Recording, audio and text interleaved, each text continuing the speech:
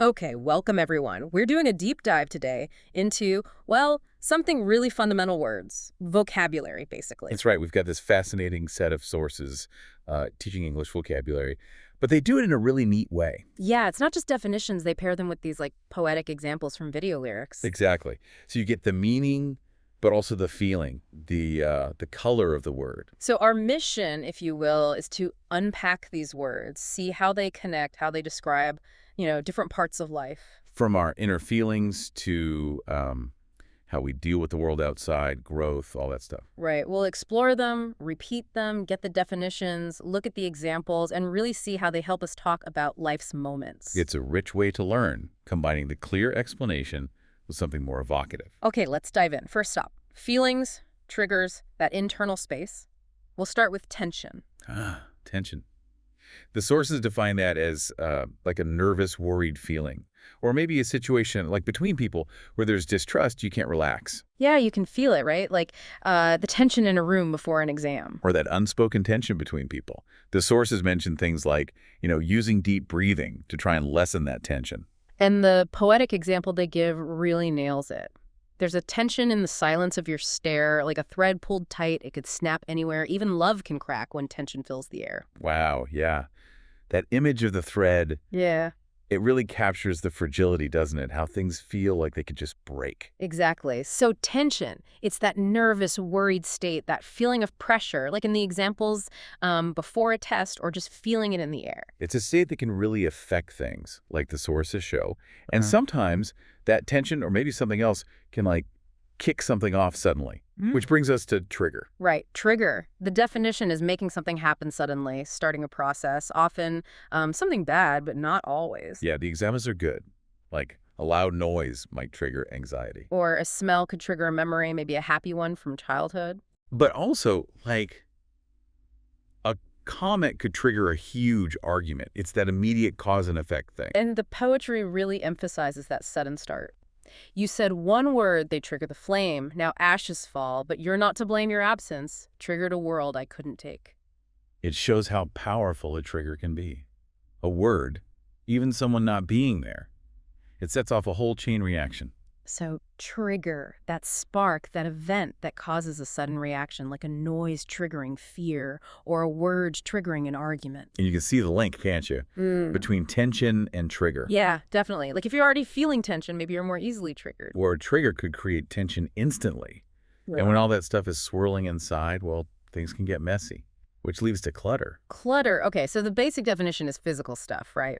A mess, lots of things scattered around. Like a messy desk, yeah. The sources mention that physical clutter makes it hard to focus. But then they connect it to our minds. Ah, right.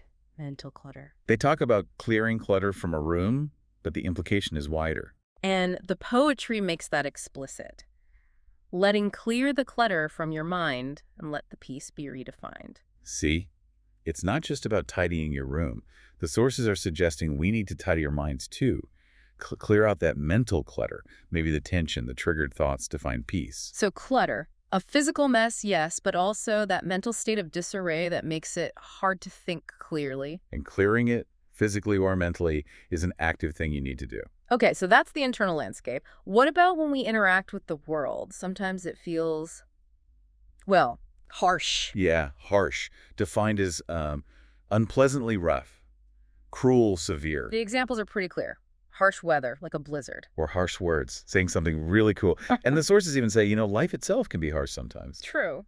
But I liked how the poetic example contrasts that. In a harsh wind, I held my flame, still burning soft, still whispering your name. That's interesting. It sets up the external harshness against this, like internal resilience. Something soft, enduring despite the rough conditions. Yeah.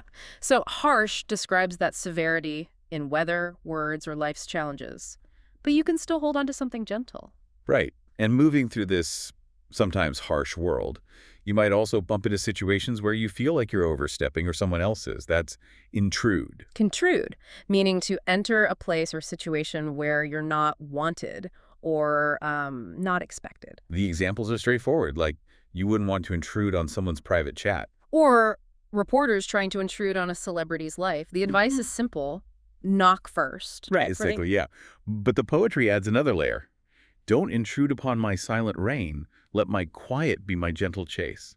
Oh, I like that. It's not just physical space, is it? It's like, don't intrude on my quiet time, my thoughts. Exactly. Hmm. So the sources show Intrude covers both physical trespassing and disturbing someone's personal or emotional space, an unwelcome entry. And dealing with the world means encountering ideas that cause strong disagreement, things that are controversial. Controversial, yeah, causing a lot of arguments because people have really strong opinions about it. Like a controversial new law, or maybe a speaker giving a controversial speech. Or even a movie ending people argue about. Anything that divides opinion sharply. But look how the poetry applies it. Her truth was controversial, fierce, and free, a storm of light. That's powerful.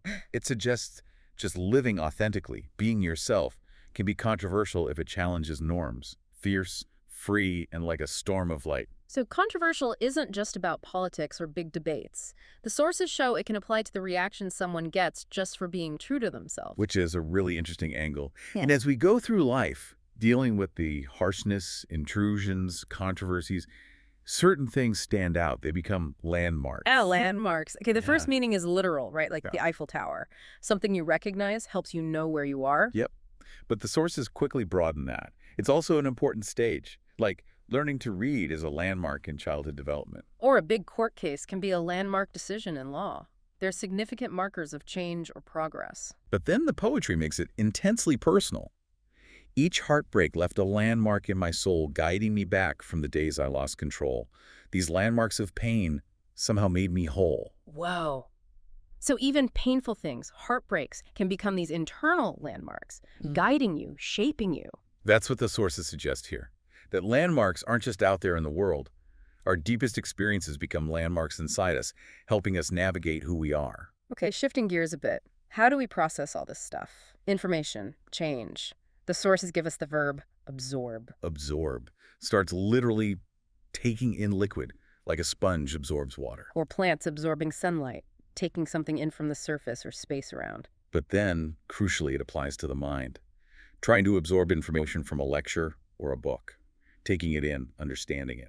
And the poetic examples really run with that. Oh, absorb the light, become the flame. Oh, let know it's soak in every name. It makes absorbing sound really active, transformative even. Like you don't just take the info in, you let it soak in so much, it changes you, makes you become the flame. So absorb, taking something in liquid light, information, but potentially in a deep way that becomes part of you. Right. It's an internalizing process. But sometimes processing means getting rid of stuff. Negative thoughts, maybe. For that, the sources use zap. Zap, it sounds forceful and the definition matches. Destroying or hitting something suddenly with force, often using electricity or energy. Like a microwave zapping food. Quick, decisive. Or zapping a bug, or a laser beam zapping a target. It's about sudden elimination. And the poetry uses that same energy for our minds. Head zap the doubts that cloud your way, air charge your soul, and light the day. So you can zap your doubts, like just eliminate them forcefully? That's the idea the source is present here, using that same sudden, forceful action metaphorically to clear out mental obstacles, zap those doubts, and make way for something positive. Interesting. A very active way to deal with negativity. And speaking of processing big changes, there's adolescence. Ah, yes. Adolescence, defined as that time, usually between 12 and 18, when a young person is developing into an adult. The sources know it's full of change, lots of emotion, a key transformation period. Definitely. And the poetic take captures the intensity. Adolescence is a fire inside a storm of change. We cannot hide. We stumble, fall, then rise so high, learning who we are and why. A fire inside, a storm of change. It sounds unavoidable, maybe difficult, but necessary. Stumbling, falling, rising, learning who you are. Exactly. The sources frame adolescence not just as an age, but as this profound, maybe turbulent, but essential process of figuring yourself out, processing massive change. Okay, let's move towards connection. How we connect with others, support each other. Key to that is being able to relate. Relate. The sources define it as understanding someone else, their problems, feelings, their situation. Finding that common ground, right? Being able to relate to their experience. Yeah, relating to their feelings, their world. But the poetry goes deeper, I think. Also, It says, to relate is to feel what you feel, to share your world, to make it real. It's more than words. It's hearts that blend a silent bond that doesn't end. oh, wow. So it's less about just understanding intellectually and more about feeling with them. A heart connection. That's what it suggests. A blending of hearts. A real empathy that goes beyond just words. a lasting bond. That's how the sources portray relate. And we often relate to people in a gathering. Simple definition. A meeting of a group of people. Yeah, like a family gathering or holiday gatherings. Times when people come together. But the poetry explains why gatherings matter. Every gathering tells a story in warm gatherings. Love takes form where stories live and hearts stay warm. When people meet, they heal and share, creating moments beyond compare. So it's more than just people in a room. According to the sources, a gathering is where stories are shared, love is felt, maybe healing happens, creating special moments together. A space for connection and shared experience. And for those connections to work well, certain qualities help, like being accommodating. Accommodate. Defined as helpful, willing to do what someone else wants or needs. Helping people out. The poetic version adds a bit more. To be accommodating is to bend with grace, to make some room, to give some space. It's helping others find their way. It sounds like being flexible, supportive. Making space for others, yeah. And the sources also bring in other supportive qualities. They mention maternal love, poetically soft but strong, always near. And for kids growing up, the importance of being nurturing, tolerant, and wise. Qualities that help children rise and shine. Right, so words like accommodating, maternal, nurturing, tolerant, wise, Yeah. they all describe different ways we support each other, care for each other, help each other grow, especially in those gatherings or relationships. Okay, last section. Thinking about the flow of life itself. The big moments, the fading ones, what comes next. Some experiences are just astounding. Astounding, the definition is strong. So surprising, it's hard to believe. Shocking, amazing. Makes you say, wow. Unbelievably good or surprising, way beyond what you expected. And the poetry gives this amazing visual. The stars once shone with astounding light, a sky so bright it danced through night. It conveys that breathtaking, overwhelming quality. So astounding. Something truly stunning, surprising, incredibly impressive. But life isn't always astounding highs. Sometimes things fade, they dwindle. Dwindle, meaning to gradually become less or smaller. A slow decrease, fading away, getting weaker. Like hope can dwindle.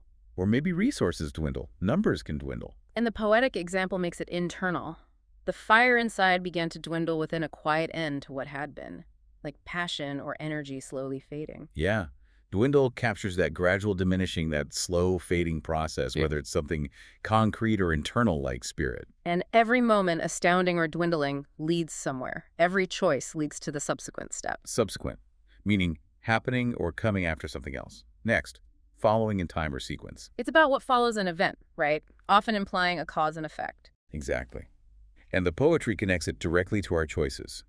Each choice we make, each step we take, brings the subsequent path we have to face. So the sources are saying our actions directly create the subsequent path. What comes next depends on what we do now. It really emphasizes that link between action and consequence, the path that follows. So wrapping this up, we've journeyed through quite a vocabulary list thanks to these sources. Yeah, from internal stuff like tension, trigger, clutter, To facing the world with harsh, intrude, controversial, and finding landmarks. and then processing things with absorb and zap, especially during adolescence. Connecting through relate and gathering, helped by being accommodating, maternal, nurturing. And seeing life's flow with astounding moments, things that dwindle, and the subsequent results of our actions. Seeing these words with both definitions and that poetic layer really does give a richer way to talk about, well, everything. Our feelings, our interactions, growth. It definitely adds nuance, helps articulate those complex experiences. So a final thought for you listening. How might really understanding these words, the ones for your inner world, the outer world, change how might that shift how you approach the subsequent moments in your own life? Which of these words resonates most with you right now?